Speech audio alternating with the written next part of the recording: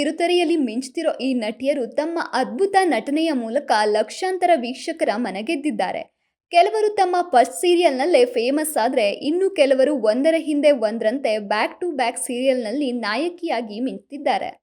ಹಾಗಾದ್ರೆ ಈ ನಟಿಯರು ಆಕ್ಟಿಂಗ್ ಕೆರಿಯರ್ ಶುರು ಮಾಡೋ ಮೊದಲು ಏನ್ ಮಾಡ್ತಾ ಇದ್ರು, ಅವರ ಜರ್ನಿ ಹೇಗೆ ಶುರುವಾಯ್ತು, ಬನ್ನಿ ಒಬ್ಬೊಬ್ಬರ ಬಗ್ಗೆ ತಿಳಿಯೋಣ. ನಿಶಾ ರವಿಕೃಷ್ಣನ್. ಅಣ್ಣಯ್ಯ ಧಾರಾವಾಹಿಯ ನಾಯಕಿ ನಿಶಾ ರವಿಕೃಷ್ಣನ್. ಇವರು ನಟಿಯಾಗೋ ಮುನ್ನ ಚಿಕ್ಕ ಮಕ್ಕಳ ನೆಚ್ಚಿನ ಚಿಂಟು ಟಿವಿಯಲ್ಲಿ ಆಂಕರ್ ಆಗಿ ಕೆಲಸ ಮಾಡ್ತಿದ್ರು. ಸರ್ವಮಂಗಲ ಮಾಂಗಲ್ಯ ಧಾರಾವಾಹಿಯಲ್ಲಿ ಸಣ್ಣ ಪಾತ್ರದ ಮೂಲಕ ನಟನೆಗೆ ಎಂಟ್ರಿ ಕೊಟ್ರು. ಆದರೆ ಗಟ್ಟಿಮೇಳದ ಅಮೂಲ್ಯ ರೋಲ್ ನಿಶಾ ಅವರಿಗೆ ದೊಡ್ಡ ಸಕ್ಸಸ್ ತಂದು ಕೊಡ್ತು. ಈ ಪಾತ್ರದ ಮೂಲಕ ಕನ್ನಡ ಕಿರುತೆರೆಯಲ್ಲಿ ತಮ್ಮದೇ ಆದ ಛಾಪು ಮೂಡಿಸಿದ ನಿಶಾ ಈಗ ಅಣ್ಣಯ್ಯ ಧಾರಾವಾಹಿಯ ನಾಯಕಿಯಾಗಿ ಮತ್ತೊಮ್ಮೆ ಪ್ರೇಕ್ಷಕರ ಮನ ಗೆಲ್ತಿದ್ದಾರೆ.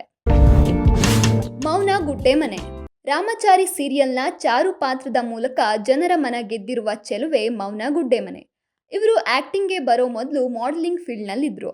2020ರ ಮಿಸ್ ಟೀನ್ ತುಳುನಾಡು ಸ್ಪರ್ಧೆಯಲ್ಲಿ ಸೆಕೆಂಡ್ ರನ್ನರ್ ಅಪ್ ಸಹ ಆಗಿದ್ರು.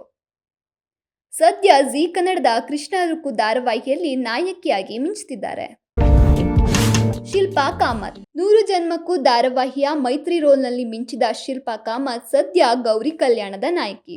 ಮಾಡೆಲಿಂಗ್ನಿಂದ ಶುರುವಾದ ಇವರ ಜರ್ನಿ ಮಿಸ್ ಮಂಗಳೂರು ಸ್ಪರ್ಧೆಯ ರನ್ನರ್ ಅಪ್ ಆಗುವವರೆಗೂ ಸಾಗಿತ್ತು.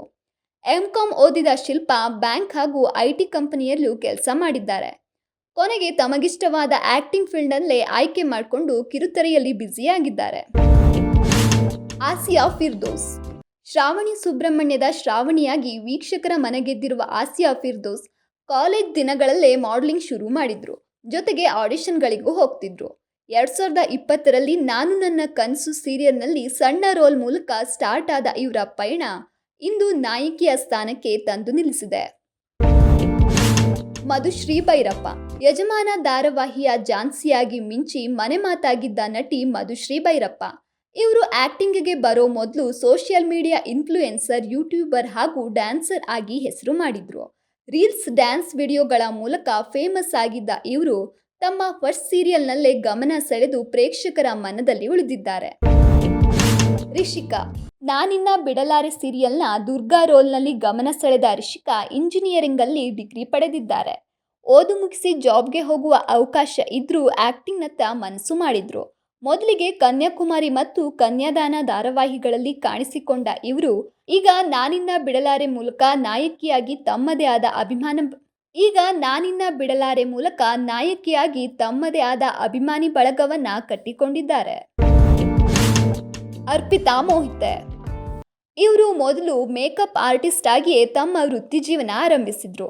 ಬ್ಯೂಟಿ ಇಂಡಸ್ಟ್ರಿಯಲ್ಲಿ ಕೆಲಸ ಮಾಡ್ತಿದ್ದ ಅರ್ಪಿತಾ ಇಂದು ಕ್ಯಾಮೆರಾ ಮುಂದೆ ನಾಯಕಿಯಾಗಿ ಮಿಂಚುತ್ತಿದ್ದಾರೆ. ನೋಡಿದ್ರಲ್ಲ, ಇಂದು ಕನ್ನಡ ಕಿರುತೆರೆಯಲ್ಲಿ ಮಿಂಚುತ್ತಿರೋ ಈ ನಟಿಯರ ಸಕ್ಸಸ್ ಹಿಂದೆ ಎಷ್ಟು ವಿಭಿನ್ನ ಪಯಣಗಳಿವೆ.